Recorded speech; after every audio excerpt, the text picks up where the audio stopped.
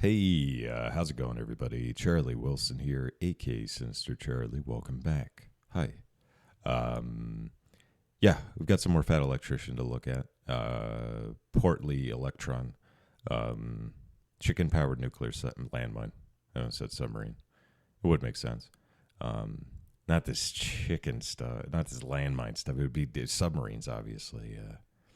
Anyway, yeah, let's get into it. Skibble Goop, go.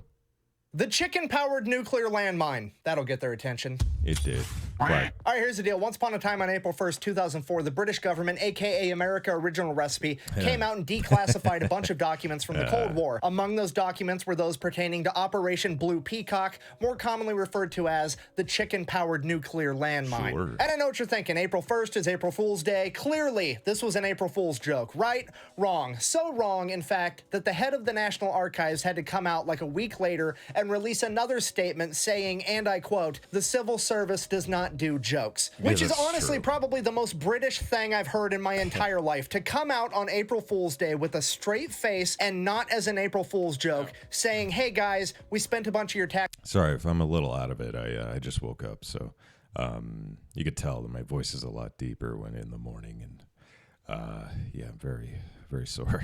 Money making a chicken-powered nuclear landmine. Also, we're just going to pepper in at the end that we're called the civil service, which literally means to be polite, because there's nothing more polite than trying to make a bunch of extra crispy communists with a fucking nuclear landmine. It's so much dry humor that it's physically painful. So what on earth would compel the British government to make such a foul weapon? You son of a floop.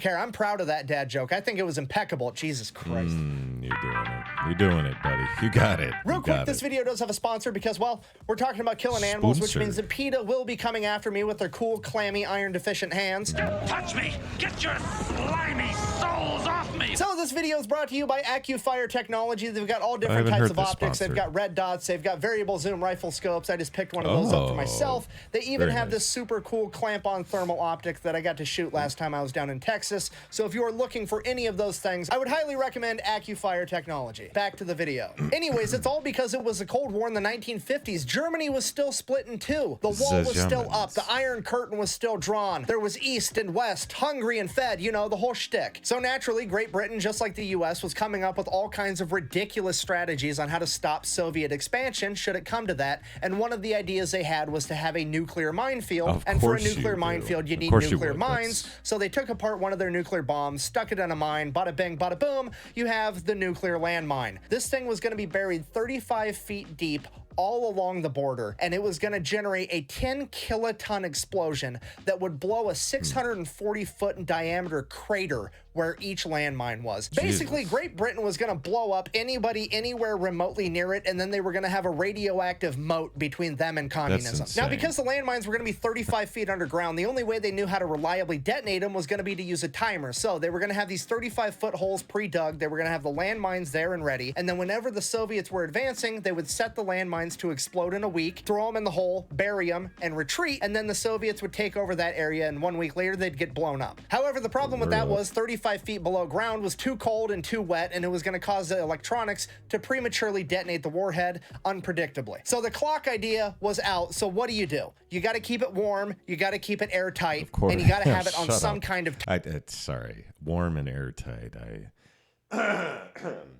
There's a sex joke there somewhere. Timer. Clearly, the only thing that we can do is to pressurize this landmine inside of a fucking capsule. And then inside of that capsule, we're going to put some chickens with enough food, water, and air to survive for a week. That way, when the chickens die inside the landmine from dehydration, starvation, and suffocation, their body heat is going to dissipate, the landmine's going to get cold, and then it's going to fucking blow up. Fucking science, I guess. This is the craziest fucking quack bang in the history of humanity. If you think Schrodinger's cat is interesting, fucking Britain's chicken landmine blows that shit out of the water, okay? You're not gonna have to guess whether the chicken is alive or dead or both all at once. You're gonna fucking know when the chicken dies, okay? Could you imagine being a Soviet soldier hanging around thinking about eating lunch or, you know, whatever communists do? It's been like 6, 7, 8 days since your last big offensive when you took some land, and then all of a sudden all you hear is...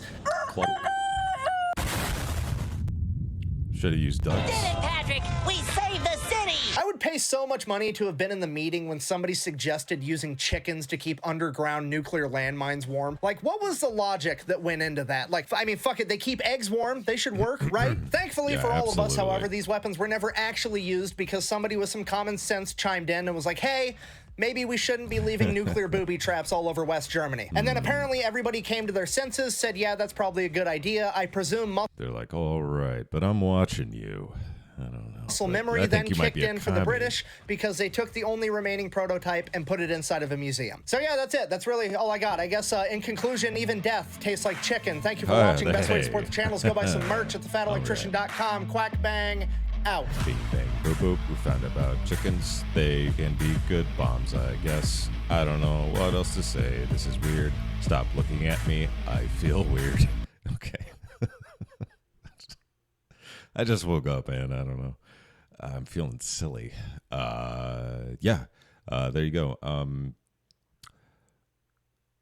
Chickens, bombs. They're good for them, I guess. I don't know. Thanks for watching. Please like and subscribe down below. It makes me feel good inside. Might be doing some live streaming this week. It's going to be like a short week at the gym for me, so I probably won't be working out that much this week. It's Christmas weekend coming up, so the schedule's going to be all weird. So just letting you know. But if you do want to watch me play video games badly, you can. I'm going to be live streaming more. I did an hour-long live stream this last weekend. Played a horror game, so might be doing some stuff. So keep an eye out. If you're up late, usually it's when I'm going to be streaming. So yeah, there you go. Thanks for watching, and bye.